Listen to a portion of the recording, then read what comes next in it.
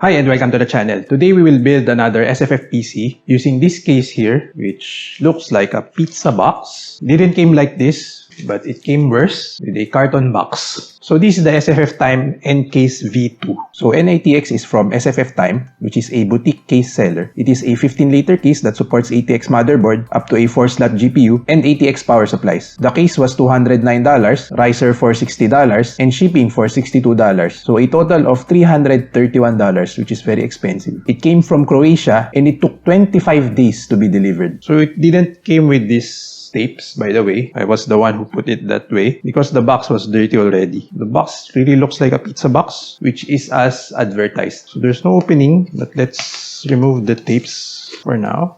So yeah, this is the panel itself. So it came flat packed. So there are many panels. Do have an instruction, which is good. I ordered a separate PCIe connector. This is also a Gen 4 PCIe connector. Oh, it's double reversed. Anyway, this looks like the front panel. It has a switch there. Bunch of screws. Not sure what this is for. We'll know later. I will know later. So this looks like the back side. So this is this thin. So this is the cutout for the motherboard, while this is the cutout for the GPU. So a USB-C ribbon. Another set of screws. Power extension cable. Another thing that I don't know. So this is for the motherboard. I'll explain later. I don't know what this is for. This should be it. Oh, there's one more. So this is the motherboard tray. Okay, first step is to know which screws to use. Looks like this one. So get the piece with this slit here. Then insert it to the back side, which you will know by looking at the cutouts. So you have to screw it here. So next is the motherboard tray. Motherboard tray looks like this. Okay, now the bottom. Okay, so the bottom panel has the switch for some reason. Okay, so it seems that you have to be careful before tightening the screws because you will have less clearance on stuff. This looks like the front one. So it has a USB-C slot. Still some wiggle, but looks more stable.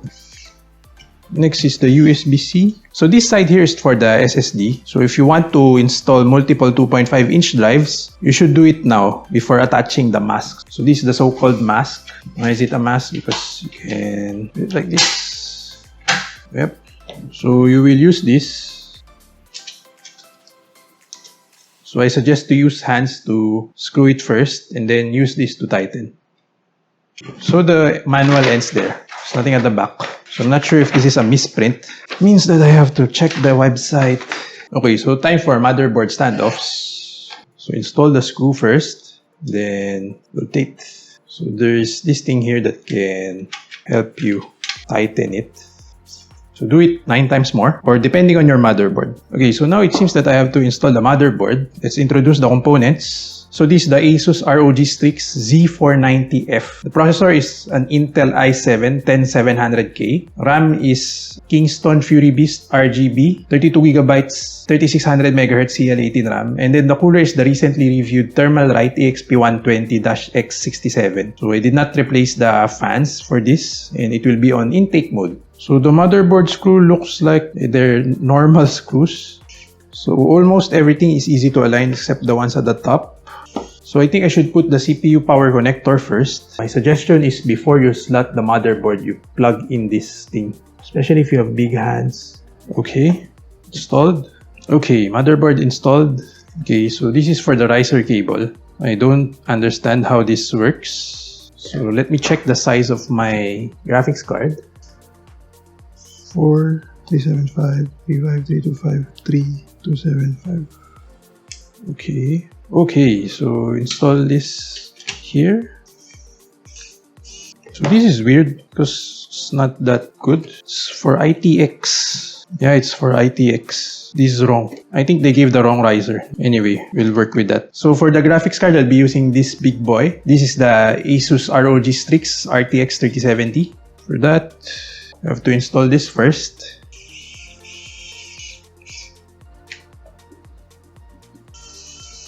Next is the power supply. So as for the power supply, I'll be using a Seasonic Prime Platinum, 1300 watts. So an overkill for this machine, but that's what I have. Oh, I forgot a few things, so I have to install this first. Then I forgot this thing, which is behind the graphics card. All that effort for nothing. Yeah, should be here. Then this guy, go here. Oh, I might have a fat PSU. It won't fit, man.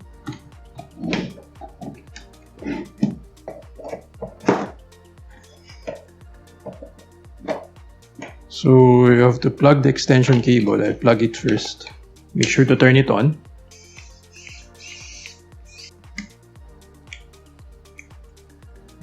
Okay, so the hard part is installing this guy and pushing everything down. I have cable here that can fight with cables here. So can fit technically. Okay, so I'm not yet done here, but I think I'll be able to close it like this. Problem is, I don't have any more 5mm screw, so I'll try the 4mm's.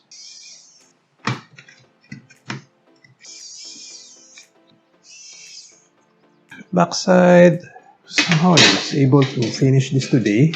Was in the verge of giving up. So lastly, the stand. Okay, so it seems that the stand is just a plug and play kind of thing.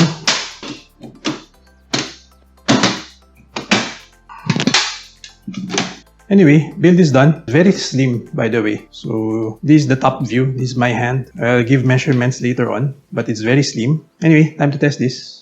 Okay, so the build was overall fine, no issues during post, but I think I messed up the USB-C installation as it fell off. As for the temps while running Cinebench, the average is 86.1 degrees Celsius with a max temp of 100 degrees Celsius. There were times that I am thermally limited, but what's good is that the GPU wasn't affected. As compared to the open test bench, it was just hotter at 5 degrees on average. As for the temps while benchmarking FF15 for 30 minutes, it was underwhelming at an average of 80.9 degrees Celsius with a max temp of 94 degrees Celsius. For comparison, the average on open test bench was 56.76 degrees Celsius with a max temp of 75 degrees Celsius. As for the GPU, the average is at 69.8 degrees Celsius with a max temp of 72.3 degrees Celsius. As for the GPU hotspot, average is at 80.59 degrees Celsius and a max temp of 83.2 degrees Celsius. The GPU temperature is overall okay and is as expected. So let's tackle the theories why the CPU is hotter. At first, I tucked the CPU power connector and extension cables at the top, so I tried moving it down to see if it had an effect. It did have an effect by having 3 degrees Celsius difference. This is with consideration of ambient temp difference. Slapping in a Noctua fan only made 1 degree Celsius cooler. Okay, as for the theory why it is hot, I think this is due to the GPU. This GPU has its fin stocks pointed upwards and so heat will be expelled on its top and bottom, rising to the CPU and affecting its ambient temperatures. As for form factor, it is slimmer than the D21 Pro, although it is taller and wider. As for my comments to the case, first they should have used different colors for the 4mm and 5mm screw, as it was really confusing which one is 4mm and which one is 5mm. Next is the manual. The manual will tell you to install the GPU first and then install the PSU next. I would suggest to install the PSU first before installing the GPU. Next is the riser and GPU stand. Double reverse riser isn't a good choice. They should have provided a 90-degree input and a 180-degree output. You will then not need this part of the stand, which also complicates the GPU installation. With that, they can also pre-install the stand and just have screw holes for the riser. Next is this case stand. I do suggest that they secure this properly with a screw. Lifting the case will make the stand loose and it will drop off. If you have decided to buy this, beware that this isn't maintainable. If you want to securely install a 2.5-inch drive, prepare to remove the GPU, PSU, and the front mask for that. If you're going to use this for gaming, I suggest using a 65-watt TDP processor, as the heat from the GPU will affect the CPU temperatures. Or maybe get a better CPU cooler that can withstand the heat from the GPU. If you could mount 40mm fans at the top, do it as well. As for overall recommendations, I find this case concept really cool, but not really something that I could recommend for its price. $271 and a 25-day wait is too much for me. The fact that it's almost always out of stock is also a bummer. If you're going to spend your money on a case, then I'd suggest spending it on an ITX motherboard or your GPU instead of spending this kind of niche in a niche. Okay, so that's it for this case. Thanks for watching. Do like or dislike and subscribe for more unboxing and benchmarks. Bye!